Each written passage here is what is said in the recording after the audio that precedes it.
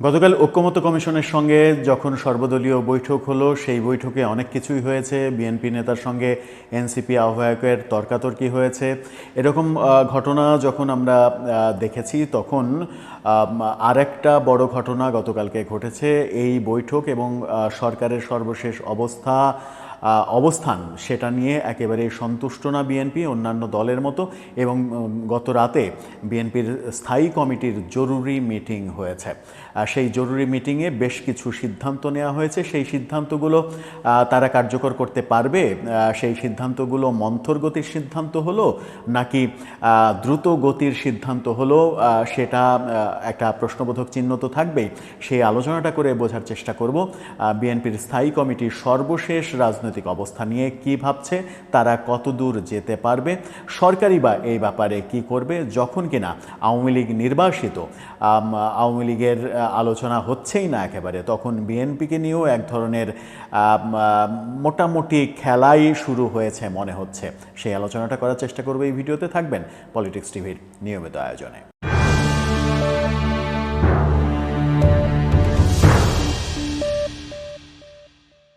দর্শক, পলিটিক্স টিভির নিয়মিত ভিডিওগুলো স্পন্সর করছে প্রজাপতি.টিভি, নতুন ওটিটি প্ল্যাটফর্ম। আপনারা চাইলে ইউটিউবে, ফেসবুকে, ইনস্টাগ্রামে, টিকটকে দেখে নিতে পারেন। ডেসক্রিপশন বক্সে লিঙ্ক দেওয়া থাকবে, সেখান থেকেও আপনারা দেখে নিতে পারেন প্রজাপতির কার্যক্রম। চলে যাচ্ছি মূল ভিডিওতে। বলছিলাম গতকালকে যে ঐক্যমত্য কমিশনের সঙ্গে সর্বদলীয় বৈঠক হলো, সেখানে অপ্রীতিকর কিছু ঘটনা ঘটেছে এবং তার প্রেক্ষাপটে সরকারের উপরে যার পর নাই ক্ষুব্ধ বিএনপি। বিএনপি এখন সব থেকে বড় দল। আওয়ামী লীগের অনুপস্থিতিতে আওয়ামী লীগের বেশিরভাগ নেতারা ভারতে পালিয়ে রয়েছেন, কিছু নেতা অন্যান্য দেশেও রয়েছেন। আওয়ামী লীগ যখন তাদের কার্যক্রম চালাতে পারছে না, খুব একটা নিজেদেরকে জানান দিতে পারছে না, আওয়ামী লীগ নিয়ে ততটা আলোচনাও খুব একটা হচ্ছে না, তখন আলোচনার কেন্দ্রবিন্দু আসলে বিএনপি হয়ে উঠেছে। বিএনপি ভার্সেস সরকার, বিএনপি ভার্সেস এনসিপি, কখনো কখনো বিএনপি ভার্সেস জামাত ইসলাম, এরকম অবস্থায় চলে গেছে। বিএনপিকে কৌশলে নির্বাচন থেকে দূরে রাখা, মানে নির্বাচনী কার্যক্রম নিয়ে বিএনপি যেন খুব বেশি শোরগোল করতে না পারে, তার যত ধরনের বন্দোবস্ত করা দরকার সেই বন্দোবস্তই বোধহয় হচ্ছে। এরকম পরিস্থিতি টের পেয়ে বিএনপির গত রাতে স্থায়ী কমিটির জরুরি মিটিং করেছে। সেই মিটিংয়ে সভাপতিত্ব করেছেন বিএনপির ভারপ্রাপ্ত সভাপতি তারেক রহমান। লন্ডন থেকে ভার্চুয়ালি যুক্ত হয়েছিলেন। দেশের বাইরে আছেন চিকিৎসার কাজে মহাসচিব মির্জা ফখরুল, তিনিও ভার্চুয়ালি এই মিটিংয়ে যুক্ত হয়েছিলেন। সেই মিটিংয়ে কি হলো, কি আলোচনা হলো, কি সিদ্ধান্ত হলো, চলুন একটু জেনে নেওয়া যাক। সেই মিটিং সম্পর্কে নিশ্চিত করছে আমাদের প্রথম আলো। আপনারা প্রথম আলোর শিরোনামটা দেখে নিতে পারেন। সেখানেই বলা হচ্ছে যে বিএনপির একটা পর্যায়ে বলা হচ্ছে, বিএনপির নীতি নির্ধারণী নেতারা মনে করেন অধ্যাপক মোহাম্মদ ইউনূসের সভাপতিত্বে সোমবার জাতীয় ঐক্যমত্য কমিশনের বৈঠকে অংশ নেওয়া বেশিরভাগ দল ডিসেম্বরের মধ্যে নির্বাচন চেয়ে তার ওই বক্তব্যকে, অর্থাৎ ডক্টর ইউনূসের বক্তব্যকে নাকচ করে দিয়েছে। ডক্টর ইউনূস একটা স্বাগত বক্তব্য দিয়েছিলেন। অনেকে বলছেন যে এই বক্তব্য মানে এক ধরনের রাজনৈতিক দলগুলোকে তৈলাক্ত করা, একটু তেল মারা, একটু ফুসলানো, এরকম বক্তব্য দিয়েছিলেন। কিন্তু তার এই বক্তব্যে আসলে চিড়ে ভিজিনি, এমনটাই পরিস্থিতি মনে হচ্ছে। সেখানে বলা হচ্ছে, যদিও অধ্যাপক ইউনূস এখনও তার আগের অবস্থানেই আছেন, তিনি এবছরের ডিসেম্বর থেকে আগামী বছরের জুনের মধ্যে নির্বাচন হবে বলে বিভিন্ন অনুষ্ঠান এবং সাক্ষাৎকারে একাধিকবার বলেছেন।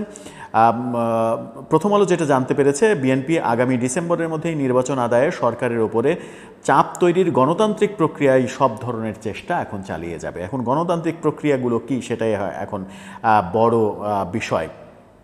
সেখানে বলা হচ্ছে যে নির্বাচনের সময় নিয়ে সরকারের সঙ্গে যত মনোমালিন্যই হোক না কেন, অধ্যাপক ইউনূসের অধীনেই সেই নির্বাচন চাই বিএনপি। তবে এক্ষেত্রে সরকার নির্বাচন অনুষ্ঠানে অপারগ হলে তখন ভিন্ন চিন্তা করা যাবে। অর্থাৎ সরকার যদি নির্বাচন অনুষ্ঠান করতে না চায়, নির্বাচন আয়োজনে অপারগ হয়, কোনো প্রতিবন্ধকতা সৃষ্টি করে, তখন বিকল্প ভাববে।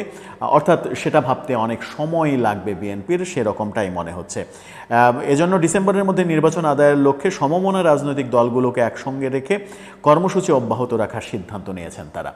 সমমনা যারা রাজনৈতিক দল আছে, অর্থাৎ গত পরশুদিনের বৈঠকেই আমরা যখন 2 তারিখের বৈঠকে যখন দেখেছি যে 26টি দলের মধ্যে 23টি দলই ডিসেম্বরে কিংবা তারও আগে নির্বাচনের কথা বলছে, সেই সকল দল এবং এছাড়াও নিবন্ধিত অনিবন্ধিত যারা সমমনা দল রয়েছে তাদের সঙ্গে এক ধরনের জোটবদ্ধ হয়ে এই কার্যক্রমে সরকারের বিরুদ্ধে যেন জোরালো জনমত তৈরি করা যায় সেরকম পদক্ষেপই নেবে। কিন্তু সেরকম পদক্ষেপ কি আন্দোলনের মতো পদক্ষেপ, সেটা বিএনপির তরফ থেকে খুব একটা স্পষ্ট বোঝা যায়নি।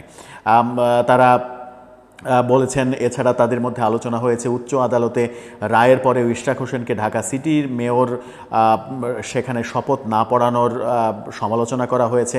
বিএনপির নেতারা মনে করেন অতীতে ফ্যাসিবাদী শেখ হাসিনার সরকার যা করেছে এই সরকার একই কাজ করছে। খুবই সিগনিফিকেন্ট একটা ব্যাপার, সেটা হচ্ছে যে এই সরকারকে বিএনপি শেখ হাসিনা সরকারের সঙ্গে তুলনা করেছে। শেখ হাসিনা সরকার যা ছিল এই সরকারও তাই। তাহলে আমরা নতুন রাজনৈতিক বন্দোবস্ত কোথায় পেলাম? তাহলে আমরা নতুন স্বপ্ন কিভাবে দেখব? নতুন স্বপ্নের গল্প এত হচ্ছে, সেই গল্পের বাস্তবতা কই? সেটা একটা বড় প্রশ্ন। যখন বিএনপি এই সরকারকে আওয়ামী লীগের সঙ্গে তুলনা করে, তখন যদি কেউ বলে ফেলে আগেই তো ভালো ছিলাম, এরকম সুর চারিদিকে শোনা যাচ্ছে, আগেই তো ভালো ছিলাম, আগে এত অস্থিরতা ছিল না, তাহলে কি তারা কি খুব একটা দোষ করবেন কিংবা তারা কি ফ্যাসিবাদের দোষর হিসেবে আখ্যা পাবেন? সেই প্রশ্ন উঠে আসবে। বিএনপির স্থায়ী কমিটির সদস্য ইকবাল হাসান মাহমুদ প্রথম আলোকে যেটা বলেছেন আমরা মনে করি ডিসেম্বরের মধ্যে নির্বাচন অনুষ্ঠানে কোনো প্রতিবন্ধকতা নেই, কারণ দ্রুত সময়ের মধ্যে নির্বাচন না হলে দেশের জন্য ক্ষতি হবে।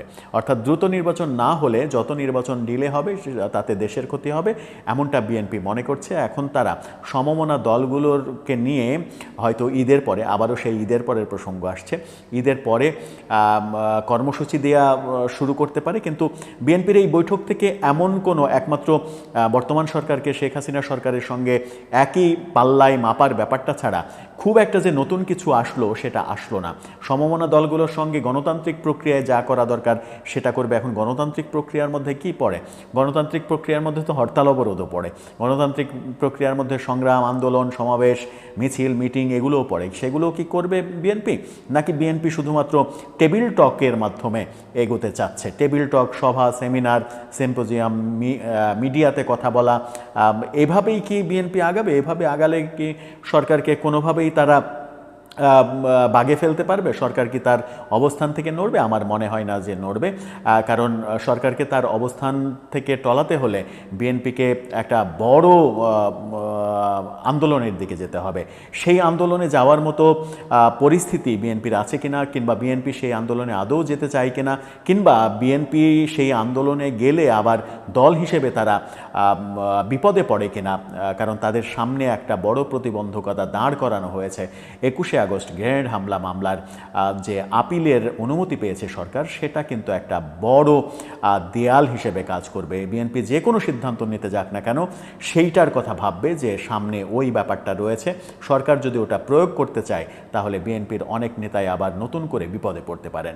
এই মুহূর্তে আমার মনে হয় যে বিএনপি অনেকটা কিং কর্তব্য বিমূঢ় হয়ে পড়ছে। সেটাই কি বাস্তবতা? নাকি এই বাস্তবতাও দেখা যাবে যে আওয়ামী লীগের যে কথা আমরা বারবার বলেছি যে রাজনীতিতে শেষ কথা নেই, আওয়ামী লীগের সঙ্গে যেন এক ধরনের ব্যাকডোরে আলোচনা করে আন্দোলনের মাধ্যমে সামনে এগোবে, সেই রকম প্রস্তুতির দিকেও বিএনপি যেতে পারে। সেই আলোচনা যখন হচ্ছে তখন সেই আলোচনার বিপক্ষেও অনেক মত রয়েছে। দর্শক, আপনার কি মনে হয় শেষ পর্যন্ত বিএনপি কি সরকারের কৌশলের কাছে হেরে যাচ্ছে, নতি স্বীকার করছে? আপনার মতামত জানিয়ে লিখতে পারেন আমাদের কমেন্ট বক্সে।